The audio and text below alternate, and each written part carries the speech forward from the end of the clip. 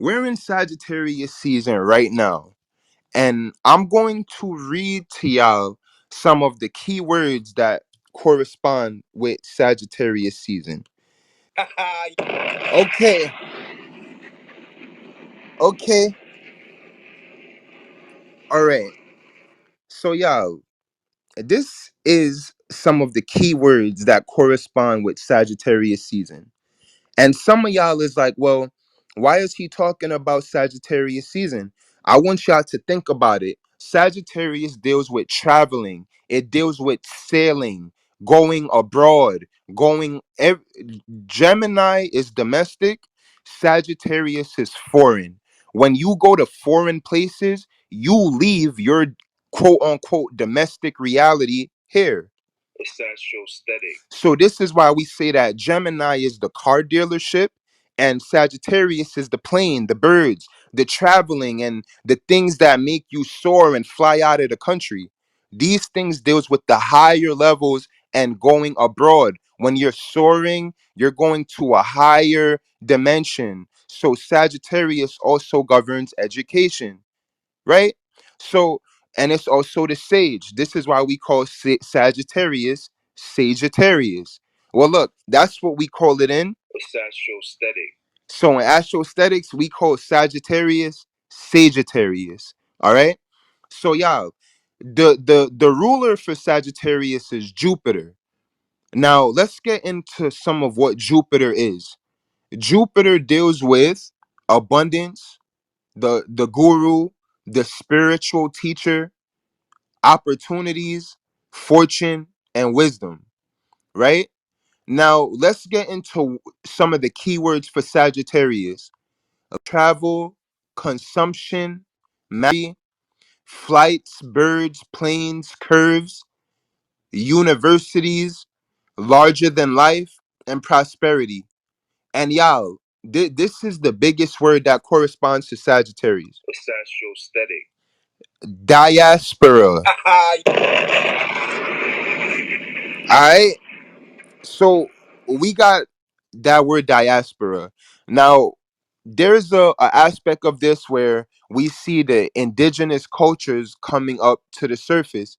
Well, when you think about Black Panther 2, that's kind of what we saw. The dude Namor or Kukulkan, Khan, right?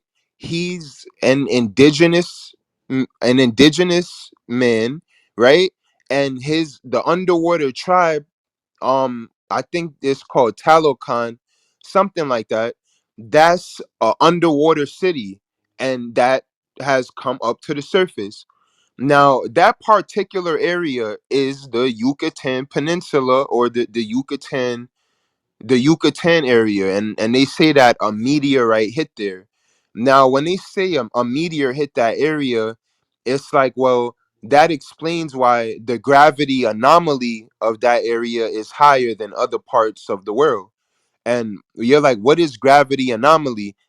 When you look at the word gravity anomaly, that's what happens when people go places and the electro the electric technology that they're using, it spikes up. You know, like if you're watching a movie and they go somewhere and they'll look at a radar and they'll be like, yo, this shit look like it's going off the buzzer. That's gravity anomaly. But gravity anomaly detects spikes in the magnetic field of our respective area. So that's what's going on around the Yucatan Peninsula. And in Black Panther, these people were said to have found, um well, they came across vibranium, and a meteorite hit the Yucatan Peninsula. So when we think about Namor or Kukulkan, Kukulkan is from the Yucatan Peninsula. But if you remember, while all of this is going on, guys, we got Mars and Gemini. Gemini, the governs duality. It governs pairing and sharing. So Mars being there, this reminds me of Kanye West and Kyrie. When I think of Kyrie and Kanye, and then what they were speaking about, right? It's kind of like the same thing. So You could use Kanye as Black Panther, and Kanye's dad was a Black Panther, right?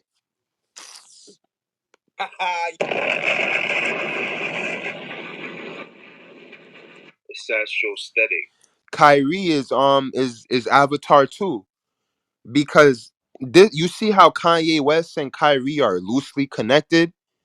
I feel that same way about um Black Panther and Avatar. These two movies are about the same exact thing. They're about these indigenous tribes or these people going within.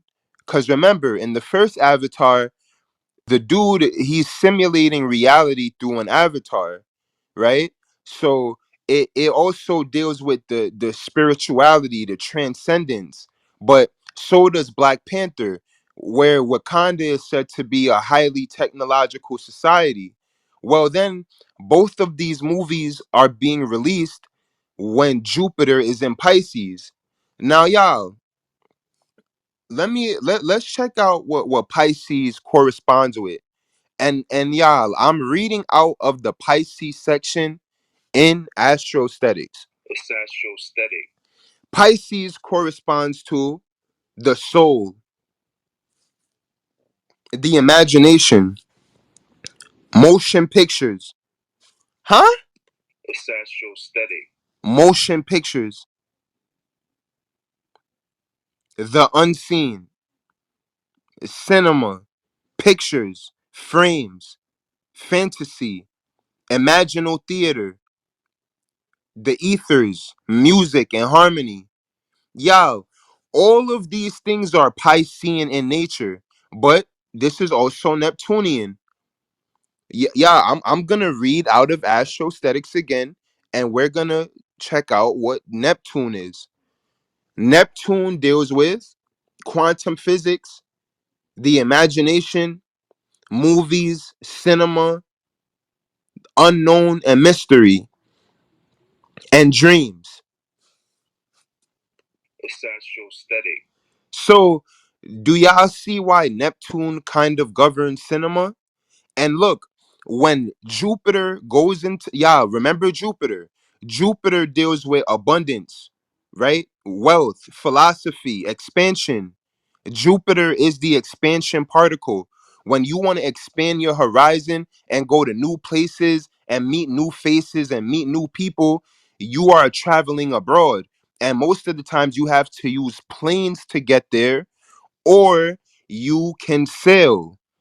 So this is why Jupiter governs the traveling aspect, because Jupiter also governs Pisces. And how do you get over oceans? It's astrostatic. You either can sail or fly, or you can use a underwater submarine. But all of these things can govern. Gemini is when you're traveling short distances, and Sagittarius is when you're traveling long distances. All right? And depending on the distance you traveling, then I guess that would affect the modality in use. But think about it. You can take a plane to somewhere that's not that far away. You get what I'm saying? But this is why I also say that Sagittarius likes to quicken things. Sagittarius likes to quicken things on a from a long-term level. So you can drive to somewhere, yeah, but that same place that you want to drive to, you can fly there a little bit quicker. And this is the same thing that makes Sagittarius so expansive. But even though there is an expansion mechanism there still needs to be some form of, I don't want to say limitation, because Saturn is next to Sagittarius, because Saturn rules Capricorn, but Jupiter still needs some balance, right? So even though we're expanding and we're going far out into the universe, there's still a aspect of limitations that we should kind of adhere to so that we don't expand wild, right? And that's why with Jupiter, you want to have wisdom. You don't want to just expand infinitely with no type of fucking sense. You get what I'm saying? You want to be rational with with that expansion particle. So Yeah, let's run it back. And yeah, honestly, I just wanted to go in on these a little bit just to like get y'all up to date with where we're going with these things. So Black Panther, we can agree that that deals with indigenous tribes, right? Shout out to the Mayans and shout out to the Aztecs and the Incans and the Olmecs and all of them. Right now, we got all of these different occurrences happening in different universes, right? We have the Kanye, Kyrie, right? That's in one universe talking about one similar thing, but it seems as if it's totally different. Even with Black Panther and Avatar, you kind of see how, in a way, these quote unquote um these periods have come to a singularity. Now, y'all, check out what Ryan Coogler said about the Black Panther movie. Ryan Coogler said this medium wouldn't exist without an audience. Huh? What do you mean this medium? And the movie is all about an underwater civilization. What do you mean by that, Ryan Coogler? Like, y'all get what I'm saying? Like, what does that mean? Why would you? It's just a interesting choice of words to keep it a being, right? Now, y'all check this out. The first Avatar came out when Jupiter and Neptune was conjunct, right? And Mercury and Venus was in Capricorn. That was in 2009 when they put out the first Avatar. Now, after that, the next Avatar that's coming out, Mercury and Venus is still in Capricorn. And that's a big part of the reason why I'm like, yo, the first Avatar came out December 18th, then the second Avatar is coming out December 16th, which means that energetically, these movies are pretty much very similar. And this is coming from James Cameron. Who's James Cameron? This is the director of Avatar and the director of Titanic and the director of Into the Abyss. And James Cameron is the first person to go underwater by the Marinara Trench Dolo with a camera. And this is also the director of Avatar. And James Cameron, he got a Pisces moon like Kanye West, right? So that, and Jupiter is in Pisces, right?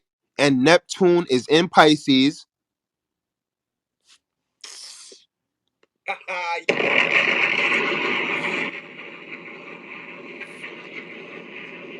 It's Astrostetics. So y'all check this out. The first Avatar came out when Jupiter and Neptune was in Aquarius, right? That was 13 years ago. Now in 2022, right? 2009 plus 13 equals 2022. Avatar 2 is coming back out again. So interestingly enough, and y'all know that my PTR had Jupiter and Neptune in it. Avatar is somewhat on that Jupiter and Neptune cycle, cuz now the new Avatar is coming out and Jupiter is going to be 29 degrees, man. Hold on, I got to drop a bomb on him.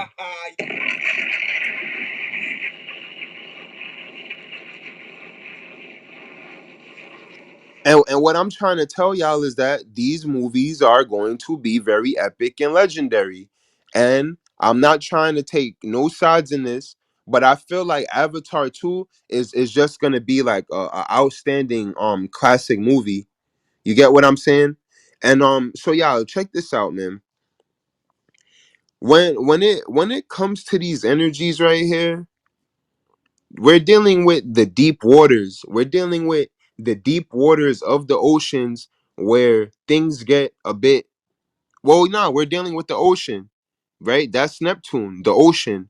And I don't know if y'all can remember that first Avatar, but I mean, it was, of course, it was all about indigenous tribes and all of these things. But in this one, James Cameron said he wanted to wait so that he can actually shoot performance capture scenes underwater. But remember, the last Avatar, they did that when Jupiter and Neptune was conjunct in Aquarius. So it isn't Aquarius technology. And if you remember, after the last Avatar, they released it in 3D, right? The first Avatar, they released it in 3D, and after that, everybody went 3D crazy. So James Cameron, as a director, he sets precedents, right? He's not just one of these guys that takes a Hollywood studio's money and pays big actors to do B-list movies, and then they stream them, and then that's it. No, no, no. They gave James Cameron $1 billion budget to shoot all of these movies consecutively, which means that I think he had to spend a great amount of time imagining them and putting all of these things together, because this is why we say that Neptune governs cinema, because movies deal with motion pictures.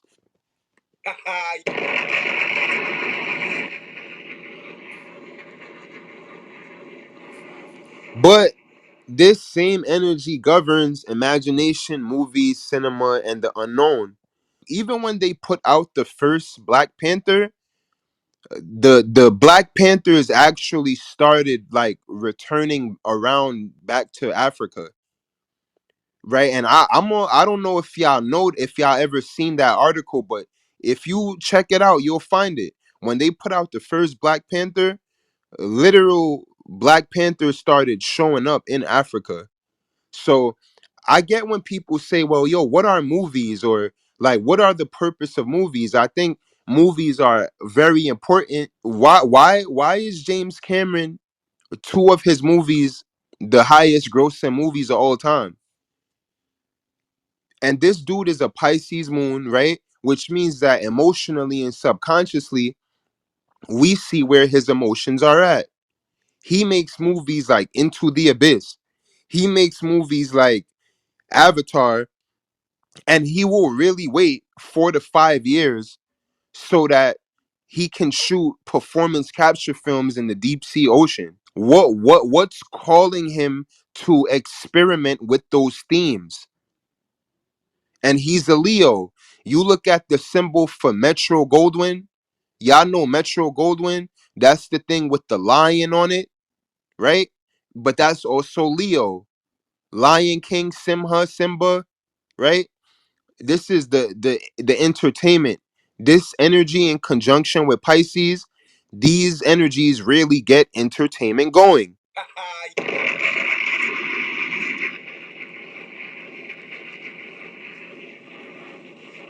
And his name's James Cameron. He's a Leo, right? And he got a finesse around that camera. So ultimately, y'all, I think he's one of my favorite directors, man. I'm not gonna lie to you. James Cameron, one of my favorite directors. I gotta put him in there, right? So y'all listen up. With this Avatar coming out during a Jupiter and Neptune conjunction, if y'all remember correctly, we had a Jupiter and Neptune conjunction April 14th early of 2022. So Jupiter and Neptune was at their closest earlier this year, right? But now when Jupiter went retrograde, Jupiter went back into Pisces, and Jupiter is in the Scorpio deacon. So it's just so funny that the deepest waters of Pisces are the deep waters of Jupiter. And I think that this is when we start kind of tapping in with this, like the spirituality when it comes to ancient deities like Kukulkan, and y'all see what's going on all around the world with some of these religious factions. We got to bring it to Saturn and Aquarius a little bit. And then when you look at this, Saturn is in Aquarius, right? And Avatar, when Avatar came out, Jupiter and Neptune was in Aquarius. So the Saturnian aspect is in here as well. And I think that it's gonna play a great part in this movie because this movie is gonna be a blockbuster. I'm talking like I think this movie is gonna do better than the first one. But I think that Saturn aspect it plays a big part because it is about people kind of trying to have authorship over these indigenous tribes. The Saturn, the authority, the constriction, right? And essentially, when we look at Black Panther, that's kind of what I guess Kukulkan Khan was kind of speaking about, right? Because he's an authority of his territory. He was aware of certain things around it, right? And he had to get his business right. So when he goes to Wakanda and he kind of brokers a deal, or Shuri, I think her name is, when she brokers a deal with him, it's like, well, yeah, they have to do business. These communities of people, the authority figures of these large communities, it makes perfect sense as to why they should be lucrative. They should know how to network. And I think that this Avatar is going to continue on with the same themes. Some people say that the first one was kind of like, they'll say that the first one was kind of like about colonizing.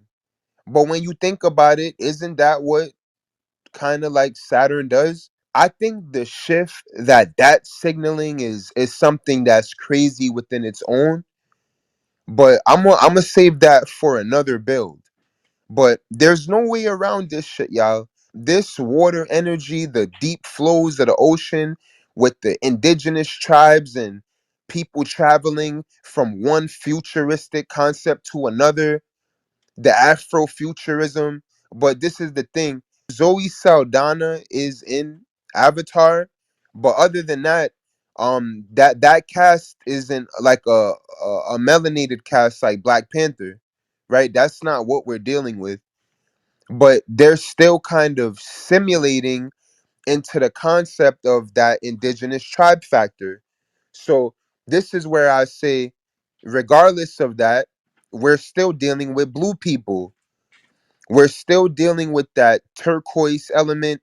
But then it's like, well, aren't we kind of dealing with Neptune? Isn't that what Neptune is? That bluish kind of, well, Uranus, I think, is a little bit more green, but Neptune is that oceanic blue. So that's why I'm like, well, yeah, we could look at it as the blue green, as the blue and green skin. Hey, yo, y'all remember the title of that room? The origins of humans, blue and green skin. But that's Neptunian. You get what I mean? Like that's something that is Neptunian. Like it's like Mystique from the X-Men. When you think of Mystique from the X-Men, her skin was blue, right? And she was able to morph. It's like she was like an amphibian kind of, or like an amphibious type of creature. But this deals with the morphing and also the psychic sensitivity of what we would call Pisces. So this is also why I gotta reread these descriptions of Pisces and Neptune again. When we're looking at Neptune, Neptune deals with quantum physics, psychedelics, the imagination, movies, cinema, and dreams. Correct? Now, when we look at what's going on with Pisces, Pisces governs the 12th house, motion pictures, sensitivity, psychedelics, right? The theater, the imagination, daydreaming, pictures and frames. That's why the first Avatar, I think, did so well. Because even with the first Avatar, they pushed it. They redefined the 3D experience, and they redefined the cinematic experience of going to movies. But I think that when you're dealing with a Leo with the Pisces moon, that's what you're gonna get.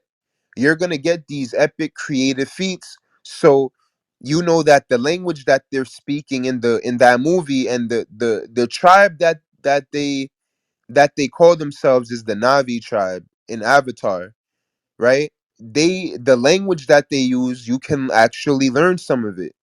Like I don't know if the whole thing is learnable, but this is actually kind of tapping into that Mars and Gemini, right? The language, words matter. The language that you're using, it matters.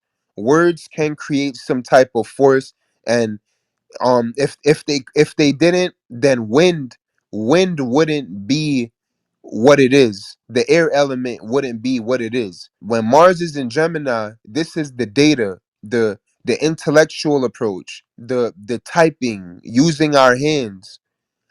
Two different things having one meaning. You using both of your hands to pick up one object, right?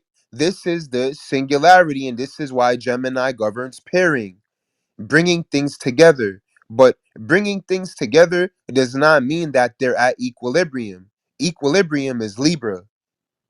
Gemini is the loosely based connections. And that's why I kind of want to force this, because this is some loosely based connections, and we got to make it make sense. And where does it make sense? When we see when we see some of these religious communities gearing up and doing all kinds of um epic religious ceremonies. Y'all, this is Jupiter in Pisces, man. And with Saturn in Aquarius, groups of people are coming together, and they're networking with purpose to push things forward. And if you think that there is not some kind of spirituality mechanism involved with this, you're bugging. Jupiter is in Pisces, Neptune is there as well. These two energies are parlaying with each other. When Avatar 2 broke records, Jupiter and Neptune was conjunct. Isn't this fascination with technology? Man, look, I gotta drop a bomb on that, man. Hold on, man.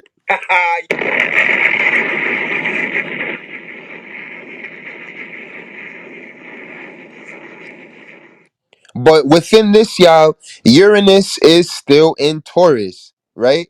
So whether it be them getting technology involved with food, whether it be them getting 3D printing your Purdue, is Purdue 3D printing shit, man? Huh? They're 3D printing houses, right? Getting technology involved with the resources. This is a part of a experimental feat. I don't think it's some big crazy conspiracy to turn everybody into whack jobs.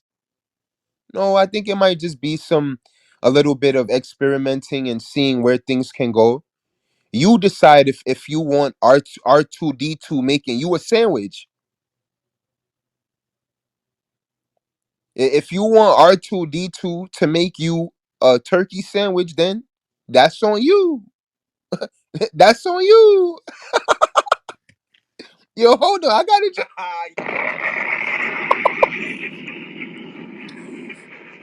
Yo, that's on you. Oh nah, yo, what did we just come across? Yo, is that new lingo? That's on you. Look, if Fatadi wanna go to Mexico and climb the pyramid and disrespect the ancients there, that's on you. But me personally, I think that idiot, yo. I think she's a stupid you doing on that pyramid. And she's not even from there. You stupid as the things I feel like saying right now. But yeah, so she climbed the Kukulkan pyramid, and after they put out the movie, this temple, everybody sees that dumb pyramid, yo. Everybody saw her climb. Yo, look, I don't even want to what I want to say about her. I don't want y'all to hear it because she's a stupid, idiotic weirdo. Like, why would you do that? Could it be because Jupiter's and Pisces and people's imaginations is going crazy, so they think that they could just deal with these religious structures in a weird wild way? And that temple is I think like a Venusian temple. So of course a woman would climb it. But this ain't Mars and Gemini. When we dealing with Mars, we dealing with masculinity. So that's why when I look at the Kanye West and the Kyrie example, of course I would expect that would happen. But even in that paradigm and with what I see some of these like religious groups doing, I'm wondering what's happening if Jupiter is retrograde and Mars. So, oh man, I think there's some big, yeah, this is going to sound weird. I think there's some big globs of aggression congested, and I feel like when some of these energies go direct, I feel like a lot of these things are going to begin to kind of take take form or get some kind of structure. And it's kind of like what Ryan Coogler said, right? Ryan Coogler said this medium wouldn't exist without an audience. But I don't think Ryan Coogler was just speaking about Black Panther. And that's what I'm saying here, y'all, right? Avatar 2 is Black Panther 3. And when Ryan Coogler says this medium wouldn't exist without an audience, I think he's talking about Avatar 2 as well. You get what I'm saying? So once again, y'all, we could keep going on and on for days with how these how epic this movie is gonna be. But yo, honestly, just because I'm talking about it, now it's gonna do mad numbers. Hey yo, y'all, we need a name for that, man. Yo, that's the Lex effect, man. When Lex start talking about something or when Lex start doing something, it go fucking crazy.